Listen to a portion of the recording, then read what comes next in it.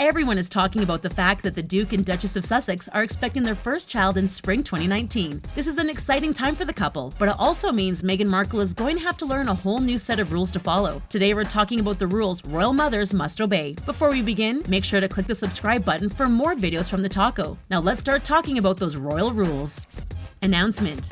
There are lots of ways to announce the birth of a new baby. Some people send out excited texts, others take the time to call, and many send out announcements in the mail or newspaper. But if you're a member of the royal family, the birth of your child will be announced in a very different fashion than most of us are used to. Traditionally, the birth of a child is announced via a signed document which is displayed on an easel outside of Buckingham Palace. If this sounds a little bit out of date to you, wait until you hear what happens next. A town crier then announces the birth wearing traditional clothes and even ringing a bell. Previously, this would have been the extent of it. But now things have changed. Prince William and Kate Middleton updated this tradition by also announcing the births of their children on social media. However, the Queen will have to be the first person to know about the birth of the child, besides his or her parents and doctors. Then things get loud when cannons are fired across London to celebrate. And you can expect to see the Union flag flown from all government buildings to honor the arrival of the latest member of the royal family.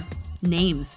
We all know the royal family is big on tradition, and this is even more important when it comes to baby names. In general, royal children are named after members of their family. For example, let's take a look at Prince George's name. His first name, George, comes from King George VI, the father of his grandmother, Queen Elizabeth. His next name is Alexander, which is the male version of his grandmother's middle name, Alexandra. Like his youngest brother, he also has Louis in his name, a tribute to the uncle of Prince Philip. When asked about the name of her baby, Meghan Markle revealed that she and Harry are currently staring down a long list of family names. But if you're eager to know which name they select, we have some bad news for you. You'll have to get ready to wait. Typically, a baby's name isn't announced right away. The royal family wants to make sure they've made the right choice and share the name with their family before the public finds out. The Queen took about a month to announce the name of her son, Prince Charles, but thankfully, Kate Middleton didn't make us wait that long when she had her children. Exposure. When Prince Harry started dating Meghan Markle, people couldn't stop talking about it. Not only did Prince Harry seem to be head over heels in love, but he had fallen for an actress. Before becoming engaged to Harry, Meghan Markle appeared on the show Suits and maintained her own lifestyle website called The Tig. While some people wondered how she would fit in with the royal family, she actually had some surprising advantages. Sure, she had to learn how to curtsy and follow a dress code, but she has always been used to being in the spotlight. Some celebrities like Dax Shepard and Kristen Bell make it a point to do everything possible to keep their children from the paparazzi. But Meghan Markle won't have this option. When she welcomes her child into the world, she'll be expected to show off her new bundle of joy and take them to many public appearances. Already, people can't stop talking about her pregnancy, and public interest will only increase until the baby is born. This means Meghan Markle won't have the option of keeping her pregnancy or her child low-key. Before long, she'll be teaching a new little royal how to do the Windsor wave. Manners.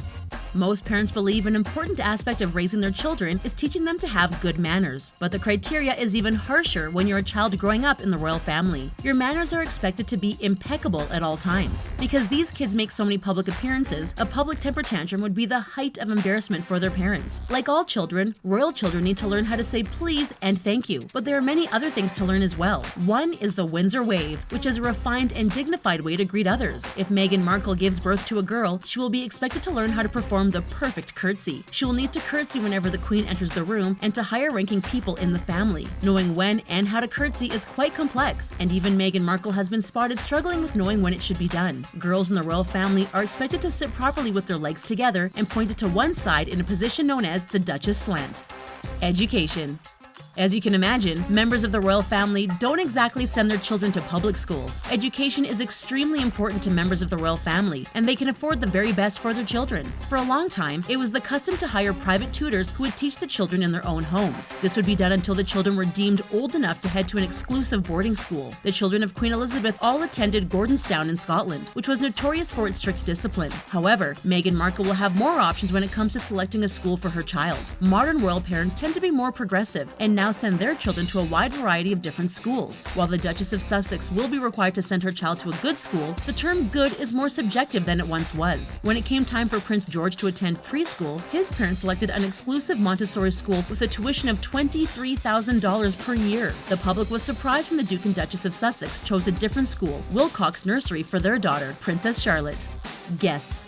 Rules followed by members of the royal family do tend to be strict, but sometimes they do change. We're guessing Meghan Markle is relieved that the birth of her child won't need to be supervised by an official. It might sound crazy, but this was actually a rule for a long period of time. During the 17th century, King James II and Queen Mary Beatrice welcomed their son, James Stuart, to the world. However, an absurd rumor was started that the newest member of the royal family was actually an imposter. Because of this, it was decided that the Home Secretary would attend the birth of all royal children. This would ensure the royal family wouldn't try to pass off another baby as their own. But thankfully, Meghan Markle won't have to deal with the birth of her child being supervised by a stranger. This tradition ended with the birth of Queen Elizabeth herself back in 1926. While the Home Secretary may not be in attendance, it's expected Meghan Markle will have a large team of doctors and other medical professionals on hand when she gives birth. There was a time when it was unheard of for royal fathers to be on hand for the birth of their children, but this has also gone out of fashion. Dress code. One of the many exciting parts of becoming a parent is getting to pick out cute clothes for your new bundle of joy. Well, at least it's usually fun, but Meghan Markle is going to have to keep tons of fashion rules in mind when she's getting her child ready in the morning. If she has a little boy, he'll be expected to wear shorts instead of trousers. The royal family wears more traditional clothing to help them stand out and maintain an air of dignity. Historically, young boys wearing pants was seen as lower class, which is why you always see Prince George wearing shorts. Little girls are supposed to dress in a sophisticated manner, which explains the adorable smock dresses with Peter Pan collars we always see Princess Charlotte wearing. Royal families are expected to coordinate with one another and wear similar or complementary colors. Even Prince Harry will at least be expected to match his tie with whatever his family is wearing. Although they're encouraged to wear colors, royal family members tend to choose more subdued hues. The Queen is known for her brilliant wardrobe, and they want to make sure she stands out in a crowd. Godparents. Many parents are familiar with the process of choosing godparents for their new child. Generally, 2 godparents are chosen, and it's considered quite the honor. But in the royal family, children are expected to have a veritable team of godparents at their disposal. You might expect their closest family members to make the cut, but this generally isn't the case. For members of the royal family, choosing godparents is often a strategic and practical decision. It's a way to make sure their children have many people close to them, so royal parents often skip over obvious choices. For example, you might expect Prince Harry or Pippa Middleton to be one of the 7 godparents of Prince George, but neither was selected. Instead, William and Kate chose many of their close friends. The only member to make the cut was Prince William's cousin, Zara Tindall. After all, Prince Harry and Pippa Middleton are already quite close to the family, so them helping out with their nieces and nephews is kind of assumed. Some royal rules are easier to follow than others, and we're guessing Meghan Markle won't have any trouble with this one. She's known for having many good friends, and she'll likely be able to choose several of them to receive this significant honor. Title.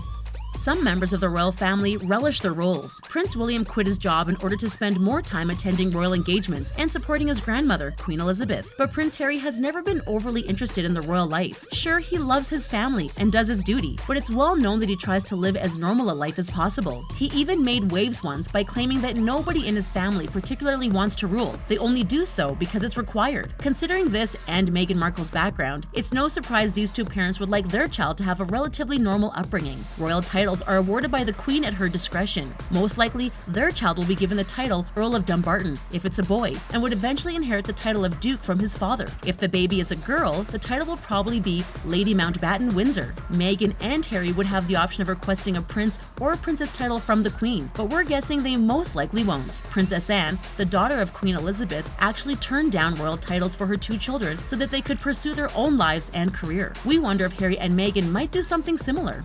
Christening.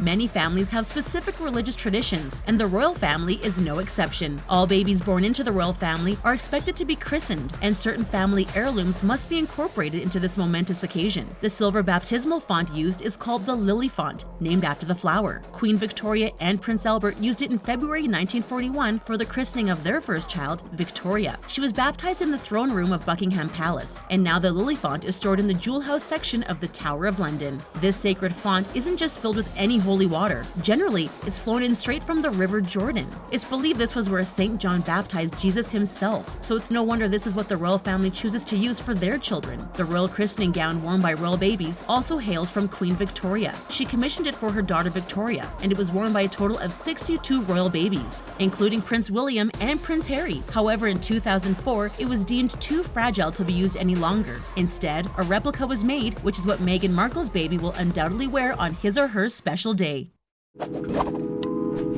What do you think about these rules Meghan Markle is expected to follow? Are these great guidelines for raising children, or are they way too strict? Let us know what you think in the comments section. Then click on subscribe for more great videos from TheTalko. Bye for now.